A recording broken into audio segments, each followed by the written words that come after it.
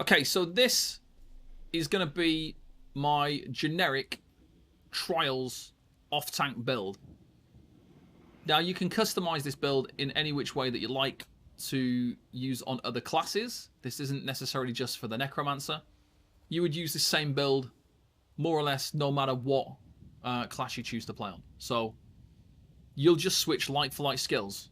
And I'll kind of explain that as we get to it. But first of all, generically, for an off-tank, you'll wear certain gear. And this is usually buff gear that's going to benefit your group in some way. And it's actually really good no matter if you're not like on a Necro or if you're on any class. It's the same no matter what. A lot of people ask me this question: what do you use on a DK off-tank for Trials? What do you use on a Templar off-tank for Trials? And I've said this many times before, it doesn't matter what class you're on, it's the same as every other class. It's the same as the Necro, it's the same for the Nightblade, it's the same for the Templar. It really doesn't matter what class you're playing. Typically, generically, generally in most situations and most trials, as the off-tank, you'll use the same gear. There are obviously tweaks to optimize fights, but if you're just starting out as an off-tank and you're looking for a build, then this is the one for you. So, firstly, the gear. Now, we're using two gear sets that only need to be on one bar. So, we have the option of using a weapon front bar set. Now, you don't have to do this. Not at all. But because we're in a trial, and I'm kind of looking for things that I can utilize in this situation, the Master's one-handed shield from Dragonstar Arena is going to be possible with a generic off-tank build.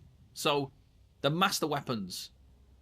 Now, when you use the Perfected Master Weapons from Veteran Dragonstar Arena, you get 3% healing taken. The main reason you use this, when you deal damage and puncture, you heal for 5, 3, 7, 8 health and gain spell and physical resistance equal to the amount of healing or over healing done for 5 seconds.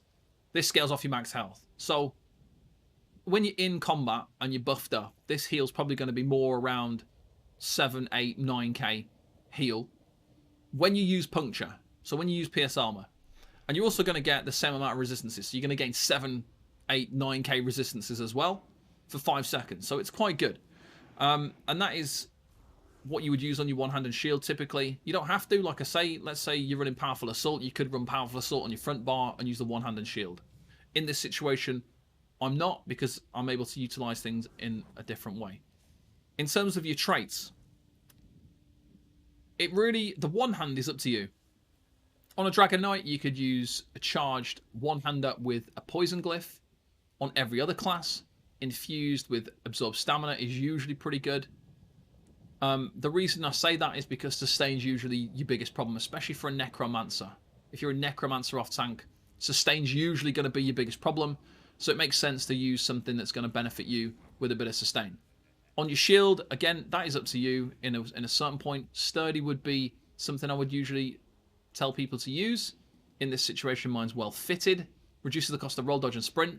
As an off-tank, sturdy is not as important for off-tanking because as a main tank, you will typically be expected to block quite a lot. And you're blocking the main boss most of the time. As the off-tank, your job is usually dealing with ads, dealing with mini-bosses, taking a boss sporadically for a few seconds, then giving it back again, and buffing and debuffing. So there's less necessity for sturdy gear on an off-tank. Although sturdy gear is still advised for new players, because when you are in a situation where you need to block, you want your block cost to be low because you're probably going to block for a large portion of time. But for more experienced players, if you're kind of progressing a bit further on from that beginner level and you know not to block as often and you know when to block and you're playing the off-tank in the way where you're not always tanking and intensely tanking things, then maybe well-fitted and things become more useful because the reduced cost of dodge roll can be quite helpful as an off-tank. In a lot of situations, you will be away from the group. When you're away from the group, you don't want to burn all your resources by roll dodging or permanently blocking or spamming heals. So by occasionally roll dodging, having that reduced cost of roll dodge can be helpful. Reducing the cost of your sprint can be helpful as well because you're quite often having to run in different directions and go in different areas. But that's up to you. So the traits for me would either be well fitted, they would be divines, or they would be kind of sturdy for those newer players. So that's the one-handed shield. In terms of the back bar, I'm going to be using Powerful Assault. This is a extremely good trial set. Now, it's better nowadays than it was, because nowadays you can activate this on your whole group by casting an assault skill twice, which makes this very, very useful. So we use Infused Crusher. Now, the reason why we do that is the main tank should be using Infused Crusher on their staff as well. They should be using an ice staff. We're using an ice staff. The main tank will typically maintain their Infused Crusher on the main boss. And they'll do that by putting down their blockade. Now, there are occasions where that blockade may expire and then there's no Crusher on the boss. Especially for newer players again. More experienced players will notice that and precast it early if they need to, because there's a mechanic coming up. But having 2 people with an Infused Crusher on one boss is not a problem. It just means you're potentially going to get a better uptime. What's also good is if there are like mini bosses. So let's say we've got Cloud Rest, you've got Zamaja, you've got the mini boss. You obviously need 2 people with the Infused Crusher because you need 1 for the main boss. You need 1 for the ad as well. So in that situation, obviously you want to have an Infused Crusher to hit multiple targets. In terms of the Powerful Assault set, it's a decent off-tank set because it gives us max health, it gives us max stamina. The weapon and spell damage are a bit negligible, but they're there anyway. In some situations, it is actually a good stat, because in some trial situations, you are expected to provide some damage as an off-tank. There are situations where you're expected to run Powerful Assault, but set up in a damage-based way, where you've got maybe 1 bar of damage skills and 1 bar of buff skills. So having the weapon and spell damage isn't a bad thing. The main reason we use this is when you cast an assault ability while in combat, you and up to 5 group members within 10 meters gain 307 weapon and spell damage for 10 seconds. So what you have to do with this gear set is when you start combat, is you have to make sure obviously you're near to your whole group. You just cast an assault ability twice, and that will give your whole group the Powerful Assault buff. And then you wait 10 seconds and you have to double cast it again. So typically the way that most people use this is by using Echoing or Resolving Vigor. You don't need to use a skill that hits people to proc it. So you can use Resolving Vigor, which is the selfish Vigor, which just heals you. Obviously, that's advised if you are going to go with the Vigor option, because typically you need a stronger heal. You don't want something that's going to heal you for almost nothing. Echoing Vigor is a group heal, and it's a very low heal. If you're wearing heavy armor, it's not going to do a lot. So, personally, that's not my preference for how to activate PA. I would rather use the Resolving Vigor morph. Another skill you can use is Proxy Det. That is a Magicka-based skill, and actually the preferred way to maintain PA for most players. Or it should be, because it's Magicka costing, so we can slot balance. And then for the Necro, who has to maintain Empowering Grasp, which is a Magicka skill, if you're also maintaining Proxy Det, which is a Magicka skill, you just slot balance, and you can spam your balance, and just keep casting Proxy Det, and keep casting Empowering Grasp with no issues. When you start to incorporate the stamina cost into there as well, it can be problematic, but it can also be beneficial in situations where you're not tanking anything. You don't want to be casting loads of Magicka skills and have to keep spamming balance. If you can split it between Magicka and stamina, you really have to utilize it in the best situation for yourself. So there is that option. Another option is to use Caltrops. Caltrops is one of my preferred options, personally, because I do like the snare. I do like to have the AoE Major Breach, and then I do like to proc PA in that kind of way. It can be slightly problematic if you double cast in Caltrops, because obviously it's quite expensive in stamina cost. However, it's the same cost as Vigor. Caltrops costs the same as Vigor. So it's not going to be any worse to use Caltrops instead of Vigor. For some people, it might actually be the better option. So Powerful Assault. Powerful Assault is your generic off-tank weapon. I'm using it on the back bar. Now, the Ice Staff is renowned for being super expensive, so you don't have to. You don't have to use the Ice Staff. Don't mistake in this situation for you've got to get an Ice Staff that costs you 2 million gold. You could use a Sax Ice Staff and just run Sax Champion on your back bar and use 2 PA body pieces. That is another option that you could use, because our other gear set is Saxolil Champion, and it doesn't matter whether you're a Necromancer or a Dragon Knight or any class. Sax Champion is still the preferred option for the majority of groups. So PA is our first set. Sax Champion is our second set. We're setting this up because it's just a nice set. It gives us max Magicka, so it's really like spreading out our stats. We've got max stamina and health on PA. We've got max Magicka and stamina here. Really nice. Max Magicka. We gain minor Aegis at all times, reducing our incoming damage by 5%. We get another max stamina, and then when you use an ultimate ability while in combat, you and up to 11 group members within 28 meters gain major force for 1 second per 15 ultimates spent, increasing your critical damage done by 20%. Now let me just tell you that the reason why this gear set is good even for a non-necro is because the majority of groups are progressing content. So if you don't have a necromancer off tank, let's say you've got a dragon knight off tank, using Sax Champion is still the preferred option, and you just combine it with barrier. And you do replenishing barrier as well, because obviously when people's barrier expires, you gain ultimate back, so you'll be able to cast that more often. And the reason why this set is so good is because on a necromancer you can use a Colossus, and you're also going to get major force. If you wedge that in between two people using a Warhorn, you're basically able to keep the stat buff from Warhorn while also keeping the major force for a long period of time. And the benefit of this is the major force from this can be 30 seconds. It can be absolutely huge. So in trials like Asylum Sanctorium, where the major force uptime is really bad, because your healers against the wall, kiting the AoEs, your other healers at the other end, group healing, and you've just got the two tanks that are in the middle, and there's sometimes a real big dip in the major force uptime. By having a tank, no matter what the class using, Sax Champion, means that your major force uptime can be really good, because if you use it at a real critical point and you get 30 seconds of major force, fantastic. So Sax Champion is our next gear set. In terms of the monster set, we don't use one.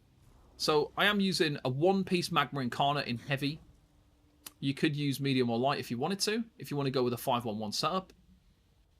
If you're using PA on the body pieces, however, let's say you're not using the PA Ice Staff and you go with a PA on the body, you want to use PA waist and hands, in which case you'd want to use a heavy helmet for sure. But in this situation, all my body pieces are Sax Champion, all of my body pieces are Sax, and Sax is a heavy set.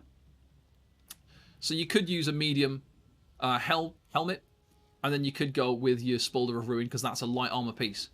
Now, Spulder of Ruin is fantastic. You crouch to activate the buff, and it gives a 12-meter Aura of Pride, and 6 allies within that area are going to get 260 weapon and spell damage, which is really nice. But it is going to reduce your recovery by 70 per person that's in that area. So you literally just crouch, and there it is. You stand back up again, and the buff stays there. Everyone stood inside this circle has a chance to get that buff. The Spulder of Ruin buff is based on proximity to you. So the people that are closest to you are going to get it. If you have 2 people in your group using Spulder of Ruin, and you stood next to each other, and then you're basically going to give the same people the buff. And it only doesn't stack, so they're not going to get like 2 of the buffs, they're only going to get 1. And if there's people further out, they're not going to get the buff, even though you've got 2 of them. So you do have to be careful. In some situations, if the Spulder of Ruin is being used on the healer, and it's not stacking well because the trial that you're in is a really stacked fight, you might use 2 Encratises. In that case, you need to have a flame skill or a flame enchant. And then you need to time it as well. You don't just like go around hitting it whenever. You wait until you see the main tank's Encratis end, and then you proc yours so that you get higher uptime. Because Encratis doesn't have a great uptime. Like, there is quite a good portion of downtime with Encratis. So especially in trials where you've got fire damage, especially in trials where you want that big flame damage on, and you've got loads of DKs as well and things like that, you want to have a high uptime of Encratis. So get 2 of them in there and try and time the proc so that it hits the group at the right time. So that is all my gear. So we've got, this is like a 6 heavy, 1 light. Using, like I said, a medium helmet would be great as well. Having a 5-1-1 set would work probably better, in fact, for the off-tank. In terms of my gear, as you can see, it's all sturdy tri-stat. But you don't need to copy that and go all sturdy tri-stat. Like I mentioned before, if you're a more experienced player as an off-tank, you might prefer to go well-fitted or divines or something along those lines instead, if you know you're not going to be blocking a lot. In terms of the enchants, you don't have to use tri-stat. If you're a Breton tank, you're probably going to want to use stamina and health enchants, so tri-stat's not going to work as a Breton tank.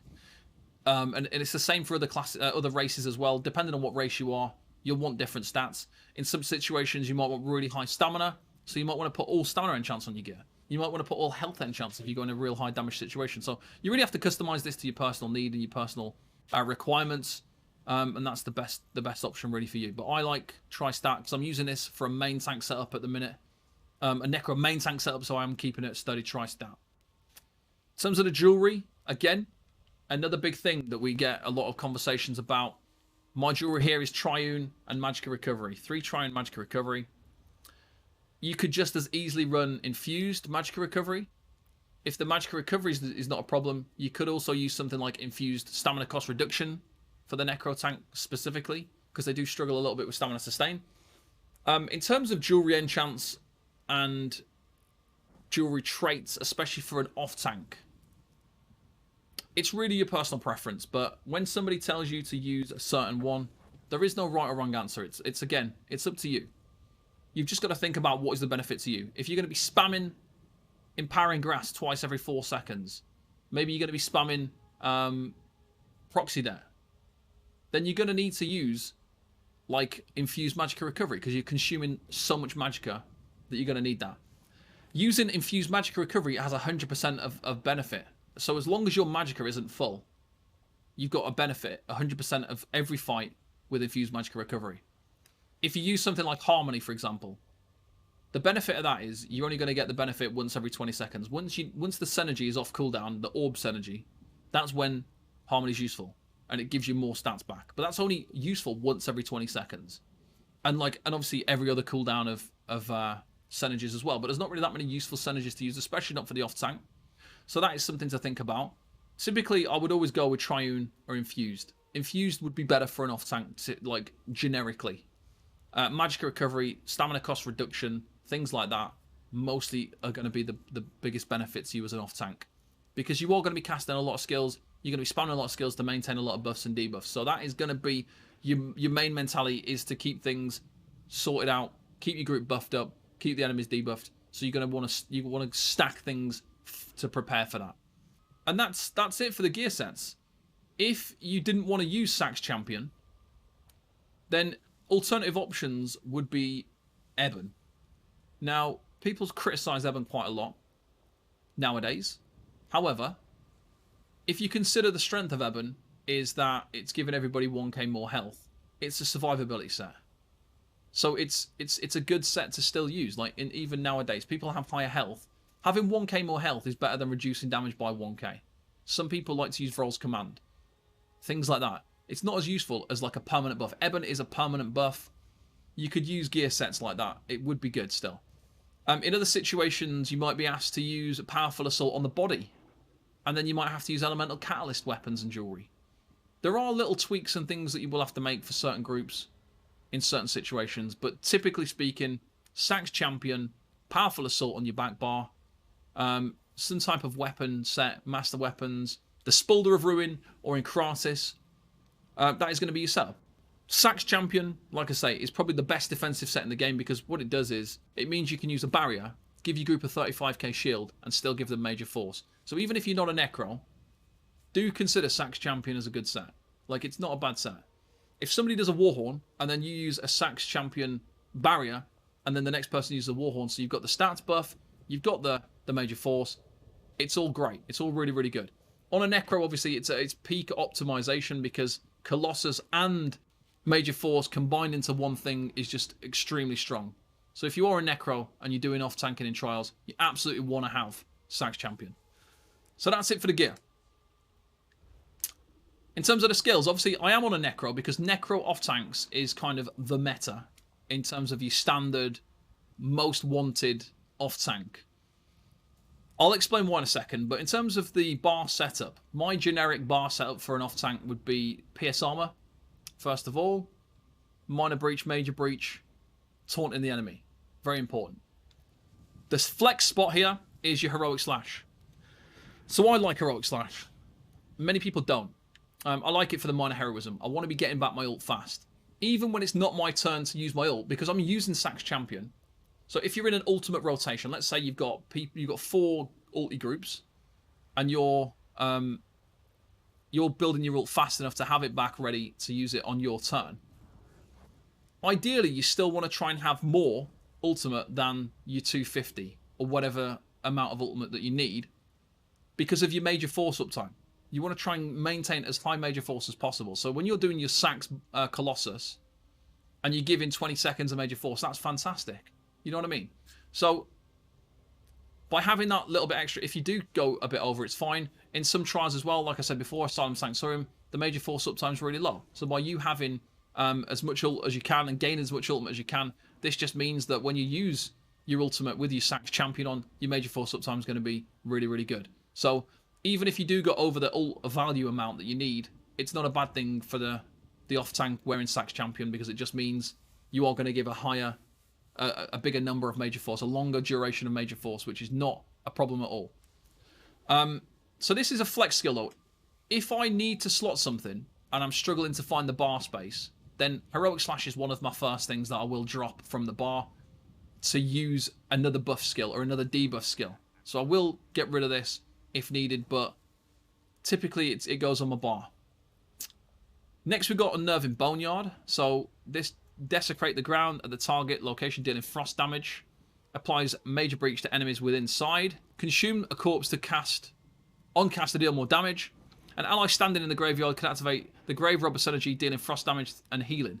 So, as an off-tank, one of the main reasons you use this is it's nice to have for ad pulls, because obviously it does AoE major breach, which is good for ad pulls in trials. In terms of boss fights, you don't need the major breach, but it's good to provide that synergy for your main tank. Obviously, it depends how many Necros in your group. You might be the only Necro. There might be 3 other Necros. If there are loads of Necros in your group, then this potentially could be dropped because you could use something else instead. So that really depends. If you've got loads of Necros, this is another flex skill. You could use a different Necro skill. So Necrotic Potency could be a good alternative here. Or if you wanted to slot Agony Totem, that could be a good alternative for this particular gear slot. Spirit Guardian could be used there. Or Blast Bones. The reason I say Blast Bones would be a good skill here is because if you are using Necrotic Potency, you could use Blast Bones to farm corpses to gain ultimate back faster. So that is another like option to you if you don't need Boneyard. The next skill is your heal skill, Hungry Scythe.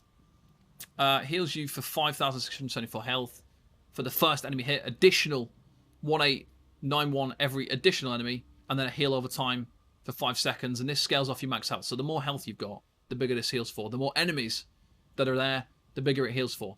The main problem with this is when you're running across a room away from an enemy, or you're trying to stack something, you don't have a heal, because this needs you have to hit an enemy to get the heal. So if you're not near an enemy, you're not getting any healing. So it can be a bit problematic for the Necro in terms of if you're outranging an enemy for some reason, like range tanking Locustes in VSS, it's difficult because this skill obviously doesn't reach Locustes, so you're not going to get any healing from it. So you do have to kind of consider these things when setting this up, but typically speaking, your tank heal is Hungry Scythe. If you're on another class, for example, let's say you're not on a Necro, you're on a Dragon Knight. Obviously, this particular button here, you would just replace it for a like-for-like skill, a heal skill. In terms of this particular skill, like I said, you could switch this for anything that provides you some kind of buff or debuff. So Igneous Shield, Dark Deal, those kind of skills are going to go in this particular slot on other classes. If you're on a Warden, you'd probably use like a heal skill to provide the minor toughness. Finally, we've got Empowering Grasp. This is like one of the big reasons you'd use a Necro. So we use Necros because of the Colossus and because of this skill. And the reason why we have to have a support using this is because you have to recast this every 4 seconds. And you can sometimes have to double cast it. So summons 3 patches of skeletal claws from the ground in front of you. Enemies in the first area are snared by 30%, immobilized in the second area, for 4 seconds stunned in the final area. That's not really important for trials. The reason we're using it, each area applies minor maim to enemies, empower to your allies, and enhances the damage and healing of your skeletal mage and spirit mender. So each circle can only buff 6 people. So when we cast this, it creates 3 circles. Now, if you've got your whole group stacked here, then only 6 people are going to get empowered, so you're going to have to double cast it. If your group's kind of spread out a little bit, and they're going to get hit by the 2 separate circles, one there and one there, then obviously it's going to be fine. You will need to cast it 1 time, but this can be a skill you have to double cast. And you do have to recast it every 4 seconds, because it only lasts, as you can see on above my health bar there, Empower only lasts for 4 seconds. So it's not a really long buff. So it is something that needs casting on a regular basis. If you're on a different class, you're just going to replace this with a buff skill. Stagger, Crystal Weapon maybe, I don't know. a buff skill, Power of the Light. Just any kind of buff skill that you need for your group is going to go on this particular slot. We slot it on the front bar because we're going to be casting it a lot. If you wanted to, you could slot this on your back bar next to balance. You could have balance on your back bar with this particular skill, so that you can spam it, and when you run out of magicka, you cast balance, and then you can carry on casting it again. So it can be good to have balance and empowering grasp on the same bar if you're struggling for sustain spam casting it. That's really up to you though. The next skill we're using is barrier. This is only on the bar for the magicka recovery, the magicka aid passive, giving us 10% more magicka recovery. That's why I've got empowering grasp slotted on the same bar as barrier, because I've got more magicka recovery on this bar. So I'm spamming it. I'm spamming empowering grasp on my group to give them the empower buff, and then barriers give me the magicka recovery to be able to sustain that. If you are in a beginner group, you might find a nice use out of slotting renewing animation. This is going to allow you to resurrect allies. It also buffs your hungry scythe because it will give you the passives that are going to improve your healing. The near-death experience when you're low on health, it's going to give you more healing with your scythe. So you have to also consider some of your passives as well that are going to be benefited by that. But yeah, barrier just there for the magic aid passive. If you do need something selfish, or not selfish, if you need something for survival, then you can. If you're really in a progression group that are just starting out on something difficult that you're struggling with, I would suggest using renewing animation. It's going to give you resources back as well when you use it. Okay, in terms of the back bar, typically as an off tank, I mean, you can use Frost Clench if you want. For an off tank, I don't like the idea of using it because you do have to outrange a lot of enemies. You do have to be really far away a lot of the time from certain things and enemies. So I don't think using Frost Clench is essential. Also, you need to spam Frost Clench to maintain it. So you're not going to be able to maintain Frost Clench on a boss unless there's two bosses and you're tanking one and somebody's tanking the other. But in that situation, yeah, Frost Clench would be good. If you're actually having to tank a physical boss for a long time, using Frost Clench, spamming Frost Clench, maintaining Frost Clench for the major maim and the minor brittle is a good option. But in this case, it's up to you. But we're going for it in a fire for this particular build, for this off-tank build, generic off-tank build, because we need the range. On the back bar, we have got Caltrops. This would be Razor Caltrops, and this is the Powerful Assault. But it's also giving us a nice little buff. If you're in ad pulls, then obviously Caltrops, Razor Caltrops is nice for the AoE Major Breach. Obviously, AoE Major Breach is also obtained from Unnerving Boneyard, so that's up to you. I'd like to keep Hungry Scythe as a healing skill, because for me, it's a good heal, and Vigor's not a good enough heal to replace it. So I like to have that, and I like it on my front bar, which means then I'm looking to activate Powerful Assault on my back bar. You don't have to activate Powerful Assault on your back bar if you don't want to. It's completely up to you. But you can use any skill. Like every single skill from the Assault skill line will proc it. Some people like to use Vigor, that's fine. Rapid Maneuvers, not usually used, but I have used it once or twice for PA in Asylum Sanctorium as the off-tank. Caltrops, more or less, I would use that more for dungeons for keeping up Powerful Assault. But obviously, if you look at that, like the cost is the same between Caltrops and Vigor. So it doesn't matter if you use Vigor or Caltrops. They're both the same price. And then Proxy Det, Magicka Detonation, the Proxy Det morph, a great way to maintain it because it's Magicka costing. You got to remember, it's Magicka costing. So this is a fantastic way to maintain PA because it costs Magicka. Anything that costs Magicka is great because you can just slot balance to get Magicka back. Then you don't have to worry about your sustain. So Magicka Det, Proxy Det is a great option. Next, we've got Blockade of Frost. This is for maintaining your Infused Crusher, and that's the main reason. And because we're using an Ice Staff, Ice Staves are really, really strong because they provide us with tank-based benefits.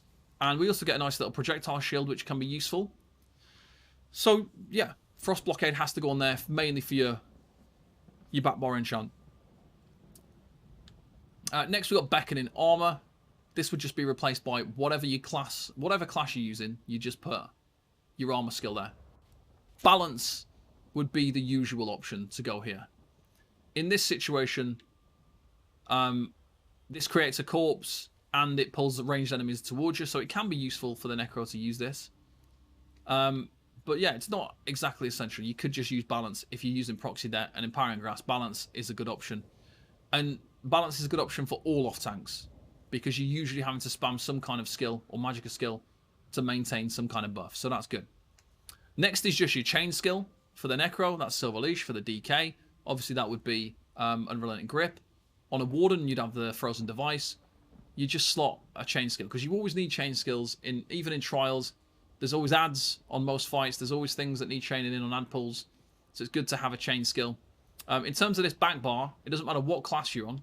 It's going to be the same. Obviously, the only difference would be you wouldn't have Beckett in armor on a different class. You'd use something else. So, generically speaking, you've got your Inner Fire. You've got your PA activation skill, your blockade, your armor skill, your chain skill, and then your main ultimate. In this case, it's the Colossus. I'm using the Glacial Colossus. You could use the other morph as well. The other morph is just as good. It does more damage, which can be good as well. You could use your Warhorn here.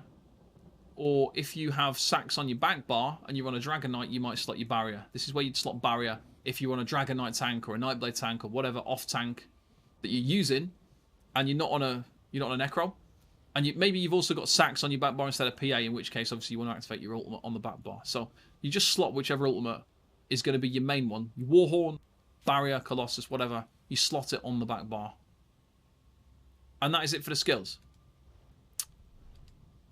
In terms of champion points, your champion points are really up to you. As we mention all the time, the most important ones for combat: Rationer, Liquid Efficiency, Steed's Blessing. Blue CP, you've got options. Ironclad's very good. Duelist Rebuff, Enduring Resolve, Unassailable are good. For an off-tank, Bulwark can be good, because there's often situations where you're not taking a ton of damage directly from the boss, but you might be doing like mechanics which are requiring a lot of incoming damage, so Bulwark can be good for that. For an off-tank, Cutting Defense isn't usually that good, because it requires you to get hit often to proc your front bar enchant. That isn't always going to happen as an off-tank, so this isn't something I would suggest very often. Last Stand can be good, but you do have to drop health to get that. If you know a situation where you are going to take damage, or you are going to be away from the group, maybe, and you know that this is going to proc, then you could use Last Stand. But generally speaking, Duelist Rebuff, Enduring Resolve, Unassailable, Ironclad are going to be your best options for your off-tank. In terms of the red CP, there's so many different ways you can set this up for an off-tank. It's hard to really suggest one particular setup for a generic setup, but I prefer to use Boundless Vitality. In this situation, I've got Rejuvenation and Sustained by Suffering, and then I think Brace and Anchor. No, Brace and Anchor is an option. Celerity is an option. Expert Evasion is an option. If you know you're going to be tanking an enemy and having to roll dodge, use Expert Evasion. Use Fortified if you need to use Fortified. Our Shield Master's on. That's because I was doing VSS hard mode before. But yeah, in terms of this particular one, the Sustain ones are going to be good. Rejuvenation and Sustained by Suffering can be good for the off-tank, because if you're not really taking any damage at any point, then what's the point of having max health and Bracing Anchor? You need Sustain more than anything, so that can be really, really good in those situations. Expert Evasion, if, like I say, if you're away from the group and you're having to dodge roll, that can be good. If you're taking mechanic damage, unblocked damage, then having the resistances is good. Celerity is good for when you have to run around or during ad pulls. But then there are other things that off-tanks can use. So Refreshing Stride can be really good. While sprinting, you gain 100 health and Magica Recovery. So 500 Magica Recovery gained while sprinting. You've got to think about VAS, Asylum Sanctorum off-tanking. If you're the off-tank in there, you're sprinting a lot to stack Lothis. So that can be useful. And that's pretty much it for those. So that is more or less it, guys. When it comes to off-tanking, that is kind of a generic build for it. Like I said, it doesn't matter what class you play. You're gonna be using more or less the same gear. There's no difference between a DK off-tank and a Necro off-tank. You will typically use the same gear, generically speaking, in a trial environment. So this has been my generic off-tank build. Thank you.